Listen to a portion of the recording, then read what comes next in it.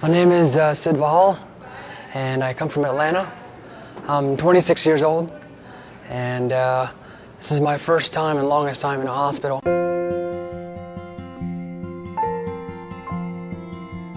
We went on a cruise for our honeymoon, me and my wife, and when we came back, she got sick, got better with antibiotics, and then I caught it. What it seemed like was strep throat in the beginning was a pretty nasty infection that I got.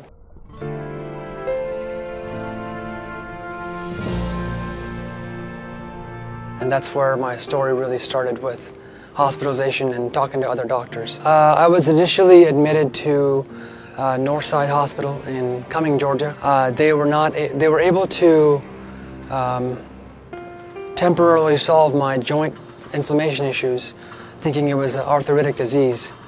However, nobody was able to diagnose my lung issue properly, why I was not able to breathe well. And that's where my lung issues started becoming worse. I had major breathing problems, even though I was able to move around because my joints weren't swollen anymore. The breathing was getting really bad. I was running out of breath constantly. I couldn't barely get out of bed and walk around and do normal activities. That's when the Northside doctors had no answers, and I was transferred to Emory Hospital in Atlanta. However, Emory doctors also saw me as a very acute case after they did all the procedures of taking x-rays and MRIs and whatever of my lungs. There was too much damage. There was scarring, and my lungs had collapsed by then, both lungs. They said this is pretty much the end of me. And one night they called my parents and everybody in the family and let them know that I had about 6 hours to live and there's nothing else they can do.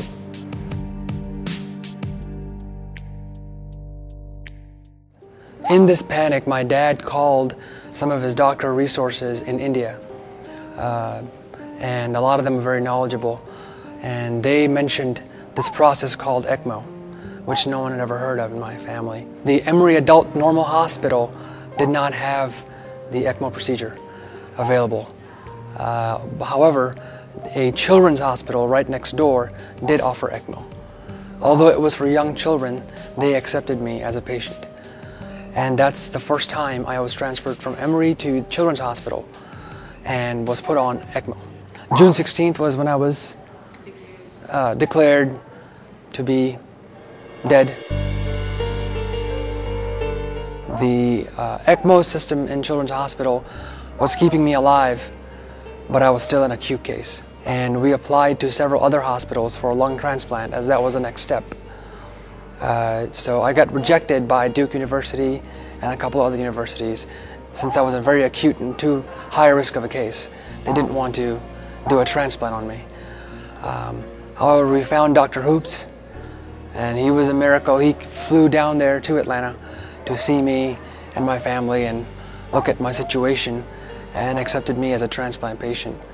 And shortly after that, I was transferred here to UK Hospital. Dr. Hoops and Dr. Diaz took a high risk in taking me in as a patient, whereas they could have just said, no, it's too acute of a case, there's no point in treating him or giving him a transplant, he will not survive.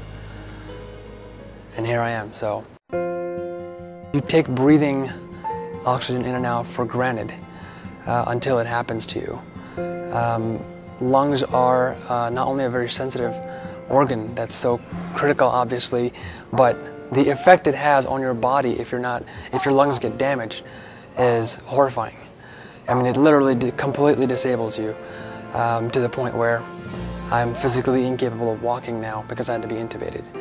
I think people need to take lungs more seriously, and I think more research funding needs to be given to doctors so that they can further their studies into making the lung transplant process as easier, making the ECMO technology better so more patients can survive. That's one of the reasons I wanted to do the interview. I'm not big on this, but if they see an example like me, who's a young person who's been through all this and survived, that means there is hope for other patients as well. My plans are to get back home and gain back my weight and eat a lot and get back to my life, get back to work. I actually miss my job, going, all the daily routines of life I miss. You know, it's difficult for a person my age to be laying in bed all the time and not be able to do anything. So as I get better and I'm able to move around more, I have more urges to get up and do outdoor activities and go out and do things. So the very first thing I'm going to do is go back to my new house and enjoy life.